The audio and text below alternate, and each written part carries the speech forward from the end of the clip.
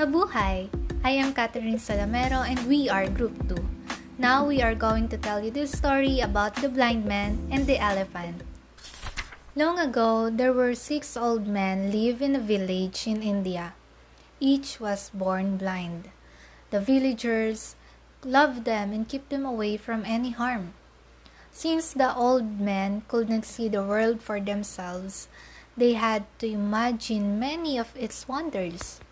They listened carefully to the stories told by the travelers to learn things about life outside the village. These men were curious about many of the stories they heard, but they were most curious about elephants. They were told that elephants could trample the forest, carry huge burden, frighten the young and old with their loud trumpet calls. But they also knew that the Raha's daughter rode an elephant when she visited her father's kingdom. Would the Raha let his daughter get near on such dangerous creature? And the blind man argued day and night about elephants, An elephant must be a powerful giant. said the first man, No, you must be wrong.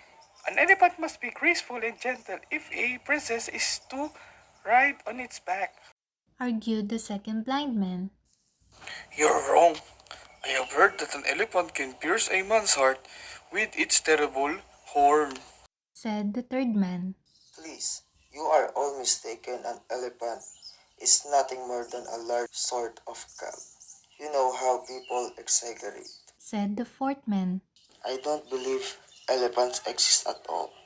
I think we are the victims of a cruel joke. declared the sixth man. Finally, the villagers grew tired of all the arguments and they arranged for the blind man to visit the palace of the Raha to learn the truth about elephants. A young boy from their village was selected to guide the blind man on their journey. The smallest man put his hand on the boy's shoulder and so on, until all 6 men were ready to walk safely behind the boy who would lead them to the Raha's magnificent palace. When the blind men reached the palace, they were greeted by an old friend who worked as a gardener on the palace. Their friend led them to the courtyard where the elephant stood there. The blind man stepped forward to touch the creature that was the subject of so many arguments, An elephant is smooth and solid like a wall. It must be very powerful. said the blind man, touching the side of the elephant. What we have here is an extremely large cow. And the second blind man touching the elephant's 4 legs, An elephant is like a giant snake. said the blind man while touching the limber trunk of elephant, I believe an elephant is like a huge fan or maybe a magic carpet that can fly over mountains and treetops. said the next man while touching the giant ear, I was right. This creature is as sharp and deadly as a spear. said the man while touching the elephant's pointed tusk, Why, this is nothing more than a piece of old rope. said the last man while touching the elephant's coarse tail. The gardener led his friends to a shade of a tree to sit and rest. While they waited, the 6 blind men talked about the elephant. While they are talking, the Raha awakened from his nap by the noisy argument. Stop shouting. How can each of you be so certain you are right? The 6 blind men go quiet, knowing the Raha to be a very wise man. They decided to say nothing at all. The elephant is a very large animal. Each man touch only one part. Perhaps if you put the part together, you will see the truth. Now, let me finish my nap in peace. When their friend returned to the garden with the cool water, the 6 men rested quietly in the shade, thinking about the Raha's advice. The first blind man put his hand on the shoulder of the young boy who would guide them home, and so on, until all 6 men were ready to travel together. And that's the end of the story. Now let's proceed with the author. Mabuhay! Good day everyone, my name is Yair Chales and the author of this short story is James Arthur Baldwin. James Arthur Baldwin was a writer and playwright. He was published 1953 novel entitled Go Tell It on the Mountain, receiving acclaim for his insight on race, spirituality, and humanity. Other novels included Giovanni's Rooms, Another Country, and Just Above My Head, as well as essays like Notes of a Native Son and The Far Next Time. James Baldwin was born on August 2, 1924, in Harlem, New York, one of the 20th century's greatest writers. Baldwin broke new literary ground with the exploration of racial and social issues in his many works. He was especially known for his essays on the Black experience in America. He served as a youth minister in a Harlem Pentecostal church from the ages of 14 to 16.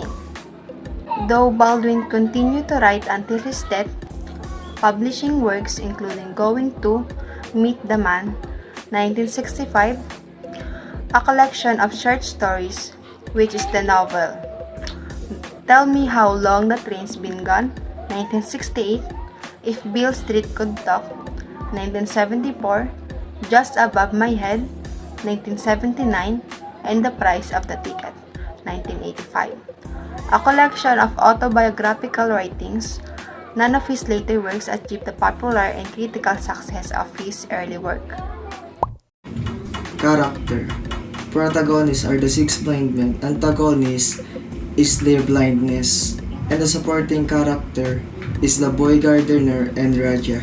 The settings is the morning at the road where the six blind men standing.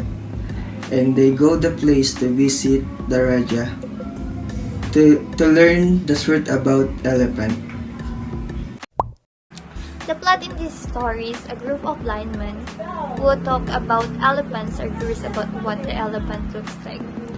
Because they heard different stories about it, they went to a place to see, know, and touch the elephant. After touching various parts of the elephant's body, they just touch some its body part, not the whole body of elephant.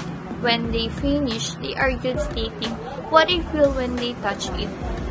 The conflict part in this story are the elephant is a very large animal, said the Raha. Each man touch only one part, perhaps. If you put the parts together, you will see the truth. In this line, Raha say the real appearance of the elephants. That's why the six blind men enlightened the true appearance of the elephant. The theme of The Blind Man and the Elephant is how individuals base their beliefs and ideas on the things that they feel, touch, or think rather than the reality. Even when faced with a real elephant, each man was able to see what he previously believed to be true. The purpose of the narrative and the lesson is to help students gain perspective, awareness, or the understanding that everyone has a different perspective on the world because of their experiences, language, and culture. They can only determine that it is an elephant if they able to examine it by side. A partial point of view is one that concentrates only on the details, as the six blind men do, and leads to various conclusions. The elephant stands for a variety of invincible things in life, and talk nonsense about an elephant that none of them had seen. With a poem, we are a distant observer of the strange scenario with the blind guys. As it develops, they are unable to see the elephant, but we can.